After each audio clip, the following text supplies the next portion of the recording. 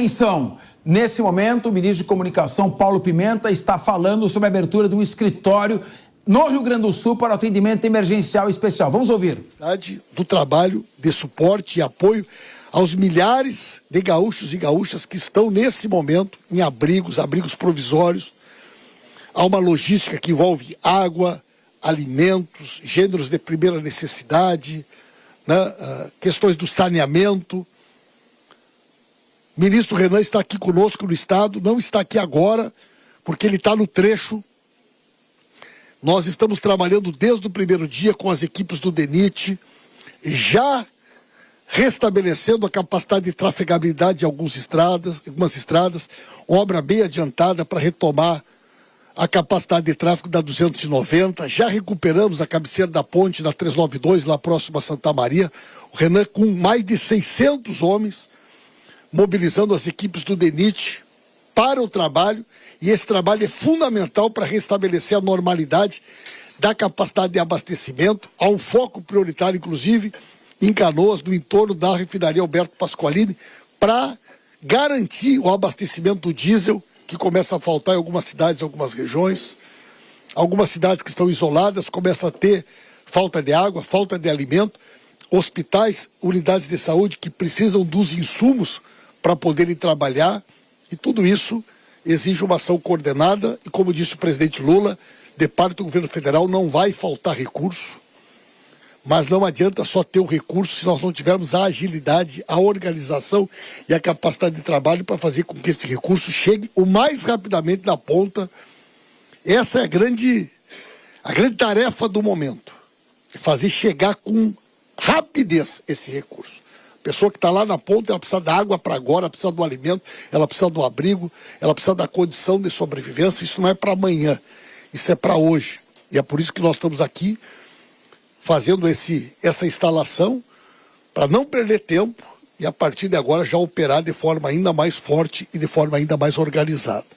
Como são muitas as autoridades, eu vou priorizar aqui a nossa ministra e o nosso ministro. Eu tenho certeza que, em nome deles, todo mundo que representa aqui o governo vai se sentir representado, vai se sentir contemplado.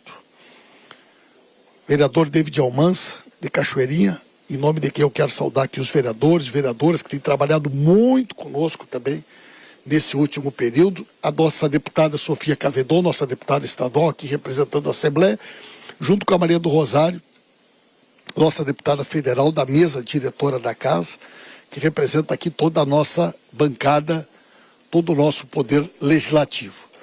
Ministra Anísia, por gentileza, muito importante a sua presença. A Anísia participou conosco ontem da reunião com os prefeitos e prefeitas, participou hoje da reunião da bancada gaúcha e tem uma extensa agenda no estado ainda hoje. Anísia.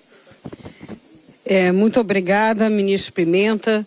Eu queria dar bom dia, boa tarde já, né, a todas e todos, cumprimentando e agradecendo aqui a presidência da Caixa Econômica Federal por nos acolher, ao ministro Valdez, em nome dos dois ministros e da Joênia, eu cumprimento toda a nossa equipe de governo. Eu creio que hoje nós estamos aí com um desafio enorme e instituir esse escritório de governo significa para nós demonstrar não só o compromisso do governo federal, mas o nosso papel de coordenação de esforços tão importantes, né, nos municípios, no estado do Rio Grande do Sul, junto à sociedade que tem se mobilizado em todo o Brasil, né, naturalmente a sociedade aqui do estado, mas em todo o Brasil nós vemos uma ação solidária em relação ao estado. Daqui a pouco eu terei uma reunião aqui num dos prédios do Grupo Hospitalar Conceição para coordenar as ações da saúde, isso com a secretária estadual de saúde, também o Conselho de Secretários Municipais de Saúde, a rede hospitalar da região metropolitana de Porto Alegre. Então, muita coisa vai poder ser trabalhada lá com mais detalhes, mas o importante é dizer que todos os ministérios estão trabalhando em conjunto, toda essa parte de logística com a coordenação do Ministério da Defesa e o general Hertz aqui. Isso para nós é fundamental, porque falamos muito hoje, não é? Também aqui a nossa advogada-geral da União, que vem se somar a esse trabalho tão importante, a Mônica. Eu quero dizer assim que nós falamos hoje muito da questão dos recursos necessários à reconstrução e também dos recursos nesse momento emergencial.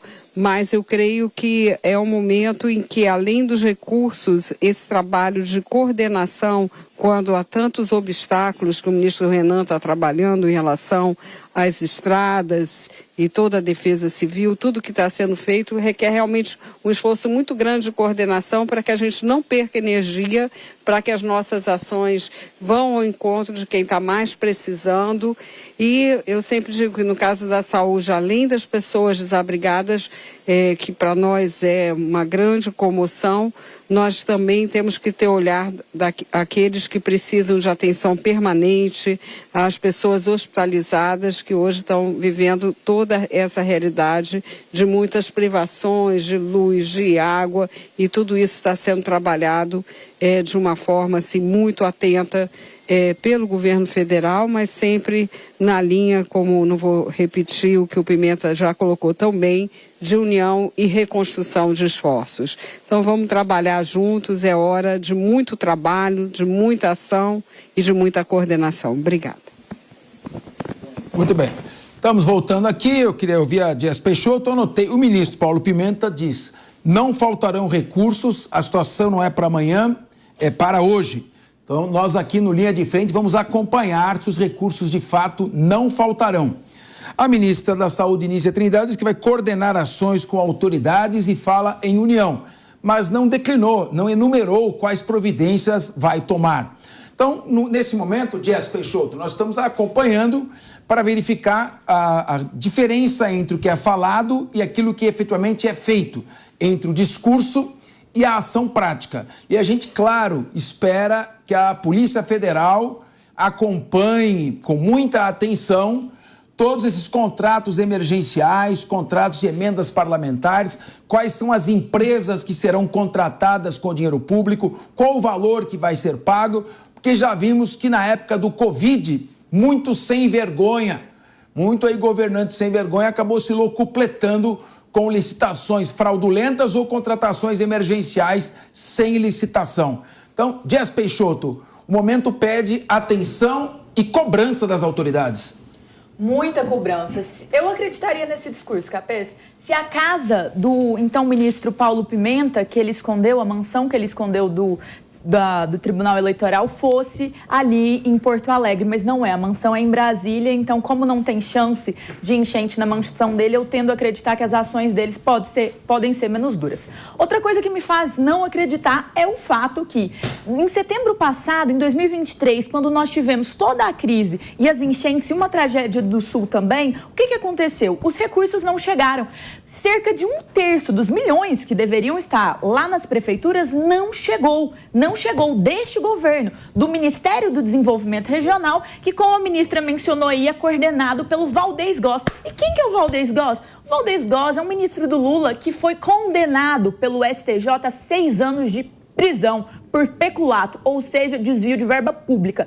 Eu não me sinto muito confiante, tendo em vista isso, ao ver esse nome, por exemplo, em acreditar que ele vai fazer um bom trabalho, tal qual ele não está fazendo. É o ministério dele que não entregou esse 1/3 dos recursos da enchente passada, da tragédia passada ainda. Então, me parece pouco urgência. O que falar da Nízia, né? A Nízia não está conseguindo vacinar as pessoas de dengue, está deixando a vacina vencer. Então, o que eu vejo? Eu vejo um comício político em que o Paulo Pimenta menciona a claque do PT, o pessoal aí que gosta de aplaudir, a Nízia, a Maria do Rosário, o Valdez Góes, e no final das contas o povo gaúcho está sofrendo. É para ontem, não é discurso que a gente quer não, a gente quer ação, é plano de ação. Cadê o plano de ação? Não entregaram, né? Deise Ciocari, você é gaúcha e logo que eu cheguei aqui eu vi que você estava diferente, um pouco circunspecta, nem poderia deixar de ser, preocupada com seus familiares que estão no Rio Grande do Sul e primeiro também a nossa solidariedade a você, o apoio de toda a mesa a você, a sua família, a todas as pessoas que se encontram ali no Rio Grande do Sul. Você, como gaúcha nesse momento, que está sofrendo diretamente o impacto dessa tragédia, o que você espera das autoridades nesse momento? Boa tarde a todos. É até um pouco difícil colocar o raciocínio em ordem, né? Porque é como se fosse um luto, né? E é aquela coisa, tu vai dormir, tu acorda no outro dia e a primeira coisa que tu pensa é, não é um pesadelo, né? Então, fica um pouco difícil colocar as palavras em ordem aqui, mas eu vou tentar. Em primeiro lugar, obrigado aos colegas de mesa pelas palavras, pelo apoio e pela cobrança. Porque a Jess tocou num ponto muito correto aqui. A gente teve uma enchente no ano passado e até agora os recursos não chegaram. E até agora também não mostraram nenhum plano de ação. A gente tem visto o governo do estado, tem visto o governo federal lá, mas a gente precisa de um plano de ação. Tem uma estimativa de 1 milhão de pessoas fora de casa. As mortes, elas são muito maiores do que estão sendo contabilizadas. Aí tem algumas coisas assim que a gente vai conversando com as pessoas e vai ficando muito triste. Por exemplo, a grande maioria das cidades, mesmo as cidades que não foram tão atingidas pelas chuvas, elas estão isoladas, porque caíram muitas estradas. Então, as pessoas estão com um problema de abastecimento. Em muitos locais, a gente ouviu, inclusive, relatos de amigos falando que a população foi lá e se juntou. E, um tem um caminhão, o outro consegue pegar as pedras, consegue cimento, eles vão lá e reconstroem alguma ponte ou alguma cabeceira de estrada que caiu. E em muitos momentos chegaram relatos de que o governo estadual foi lá e disse que não, que precisava de um plano para reconstruir aquelas cabeceiras e aquelas pontes. Esse não é o momento de burocratizar nada, é o momento de deixar a sociedade agir e se ajudar naquilo que ela pode, né? Se a sociedade pode se reunir e reconstruir que seja uma cabeceira de uma ponte, deixem eles fazerem isso. Depois o DAER vai lá e faz todo o protocolo que precisa, mas essas pessoas estão isoladas, elas perderam tudo, elas não têm casa, elas não têm roupa e grande maioria perdeu família, né? Então, o que eu espero com tudo isso, assim, em primeiro lugar, doem para o Estado, doem para o governo do Estado, porque, assim, se a gente ficar pensando no mal dos outros, a gente não faz o bem da gente, né? Então, é a fonte oficial, tem várias pessoas, a gente está compartilhando em redes sociais, tem várias pessoas que estão ajudando. A gente que está aqui não consegue chegar no Rio Grande do Sul, então ajudem. Infelizmente é só com dinheiro, mas isso vai ajudar as pessoas de lá. E assim, com todo respeito, a gente tem visto muitos parlamentares fazendo videozinho em rede social e falando que estão ajudando. Sigam cobrando esses parlamentares lá nas redes sociais deles, para que eles não parem, para que eles não se aproveitem só de um momento de fraqueza do povo gaúcho e façam esse estardalhaço todo. Então, daqui a 1 semana, 2 semanas, 3 semanas, fique de olho no deputado que você votou. Vai atrás dele. E, assim, eu, como gaúcha, estou dando graças a Deus que minha família está viva. Né? Diante de tudo que aconteceu, minha família está viva. E a gente ouve alguns relatos, né? Não é porque algumas pessoas são más que a gente vai ser também. Eu estava conversando com uma amiga ontem que ela estava sem água em casa. E ela e o marido dela foram no mercado, em vez de comprar água para eles compraram para as outras pessoas. Aí ela me falou assim, a gente tem 2 litros de água, a gente consegue esperar até amanhã o caminhão pipa. Então, é esse tipo de solidariedade que a gente tem que olhar e que tem que fomentar. Né? Vamos fazer a nossa parte, depois a gente cobra o resto.